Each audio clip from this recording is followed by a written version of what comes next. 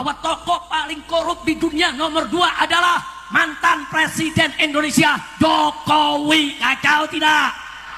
Bukan saya yang ngomong, bukan. Di zaman Jokowi, meja-mejanya dikorupsi. Adili Jokowi, tangkap Jokowi. Saya berharap tulisan itu ada di seluruh pelosok Indonesia agar KPK bekerja, jebloskan biang koruptor, saudara. Angkat tangan semua, takbir, takbir. Assalamualaikum warahmatullahi wabarakatuh. Teman-teman, kita bertemu kembali di channel Cahaya Hidayah. Nah teman-teman, jadi di video kali ini saya akan membahas yaitu video dari Bapak Rizik Syihab. Jadi gak ada habis-habisnya Bapak Rizik Syihab ini mengurus tentang terkait kasus korupsi yang katanya Bapak Presiden ya, mantan Presiden Pak Jokowi ini katanya korupsi berapa ratus triliun gitu ya teman-teman. Jadi apakah Bapak Rizik Syihab ini ya itu mencari publik gitu ya, mencari muka di publik ya untuk menarik simpati kepada rakyat Indonesia bahwasanya ini Habib ini akan memenjarakan yaitu Pak Jokowi. Kan lucu ya teman-teman ya. Jadi kalau saya perhatikan ya teman-teman, ceramah dari Bapak Rizik Syihab ini isinya hanya memprovokasi umat ya, yaitu agar membenci sesama kaum muslimin, mengadu domba antara masyarakat dengan pemerintah. Jadi nggak ada adem-ademnya sama sekali. Nah teman-teman ya, jadi emangnya Bapak Rizik ini siapa ya? Sampai sedetail itu mengurusi yaitu pemerintahan negara Republik Indonesia ini.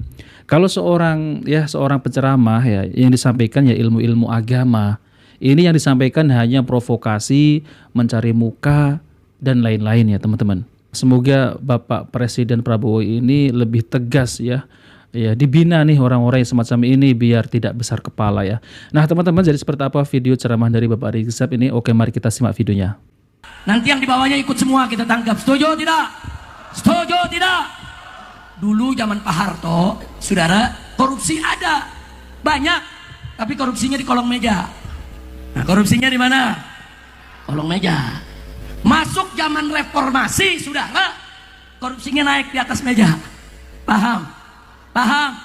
Di zaman Jokowi, meja-mejanya dikorupsi. Kacau tidak? Kacau tidak? Nah ini bukan saya yang ngomong, bukan. Ini lembaga jurnalis internasional, saudara, mengumumkan beberapa hari yang lalu bahwa tokoh paling korup di dunia nomor 2 adalah mantan Presiden Indonesia Jokowi. Kacau tidak? Bukan saya yang ngomong, bukan. Jurnalis internasional, saudara. Malu tidak? Saya tanya, malu tidak?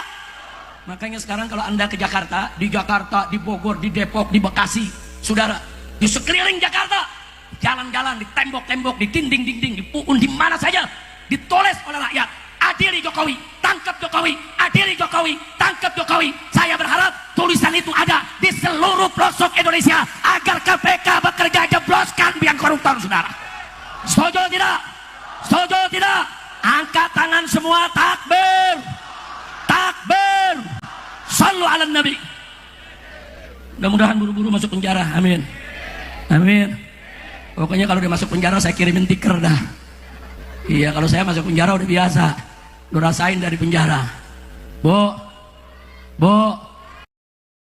Nah teman-teman, jadi sepertinya Bapak Rizik Syihab ini memiliki dendam ya dengan Pak Jokowi ya, mantan Presiden kita Republik Indonesia ini.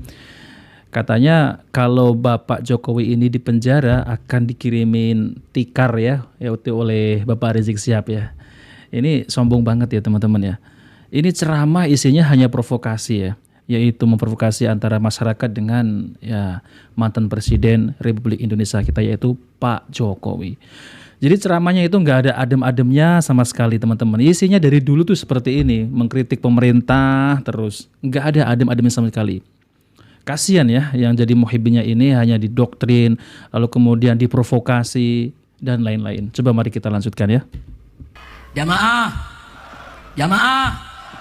masuk penjara enak, makan 3 kali gratis, sarapan, makan siang, makan malam gratis. Kok Habib tahu? Kan gue ngalamin.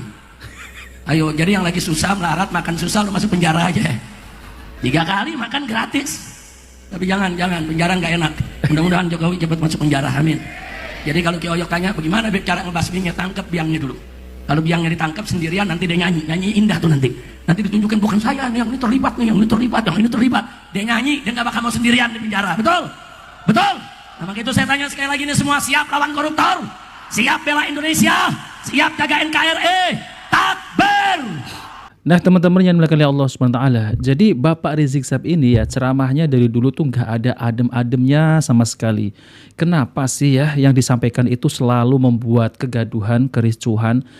Apa seneng gitu ya Indonesia ini cakar-cakaran gitu ya, Indonesia ini ribut melulu tentang terkait masalah ini. Jadi kasus korupsi itu ya teman-teman, itu sudah ada yang menyelidikinya, ada KPK ya. Jadi ngapain lah ya seorang penceramah, pendakwah yang katanya cucu Nabi, yang katanya adalah zuriat Nabi gitu ya, tapi ceramah isinya seperti itu teman-teman. Nah, jadi isinya hanya mencaci maki, memprovokasi. Apa Bapak Rizik Syihab ini ada dendam kesumat ya kepada Bapak mantan presiden yaitu Pak Jokowi, teman-teman. Nah, teman-teman, jadi ini ada respon tentang terkait ya DPR soal Rizik Syihab yang menggugat yaitu Bapak Jokowi korupsi 5.264 triliun ya. Coba mari kita simak videonya. Ya, harapannya supaya kita akan segera selesaikan pembicaraan dengan para hakim supaya juga tidak kemudian mengganggu tugas-tugas yang seharusnya dikerjakan untuk rakyat. Demikian. Bang, hari ini Pak Jokowi dituntut triliunan rupiah oleh Habib Rizik dan hari ini persidangannya bergulir di Pengadilan Jakarta Pusat. Nah, mungkin ada tanggapan? Ya, namanya juga proses hukum itu kan dijamin oleh konstitusi, namun kita berharap bahwa semua bisa dikomunikasikan dan di setiap persidangan itu kan selalu ada agenda mediasi. Demikian.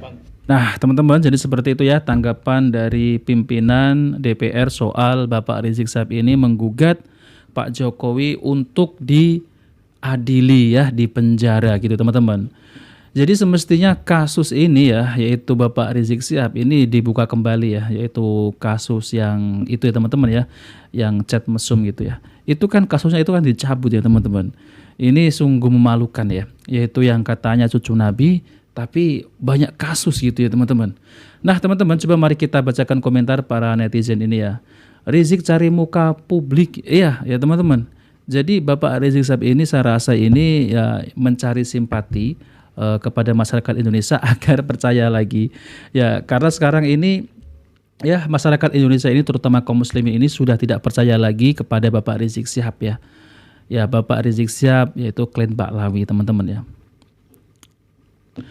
Pak Prabowo harus tegas ya, dihina, dicaci, jangan diam, harus bersikap biar mereka tidak besar kepala. Ya teman-teman ya, seharusnya sekarang ini Bapak Prabowo harus tegas ya, harus menindak yang ceramah-ceramah yang provokasi semacam ini yang bisa ya membuat kegaduhan, tidak tentram, jadi masyarakat ini menjadi ribut tentang terkait masalah ini ya teman-teman.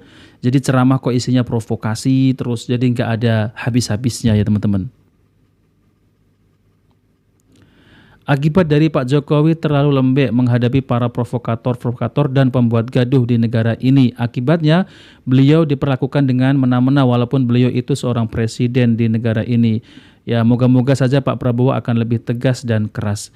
Ya teman-teman ya, jadi semoga Pak Prabowo ini semakin tegas ya terhadap yaitu oknum Habib Baklawi ini yang sering berceramah itu memprovokasi ya.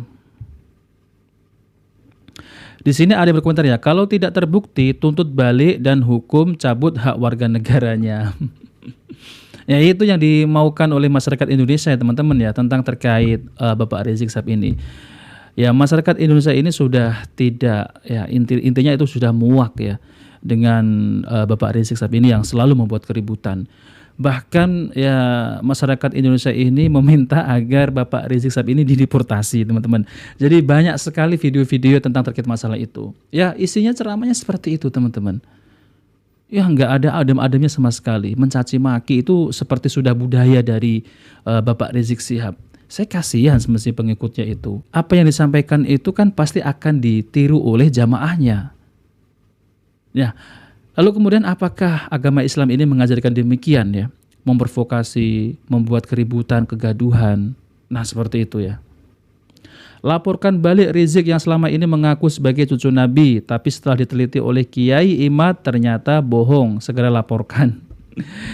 Ya, betul ya teman-teman ya. Kiai Imaduddin Al-Bantani ini ya setelah membuat tesis, yaitu tesis tentang terkait nasab Ba'lawi.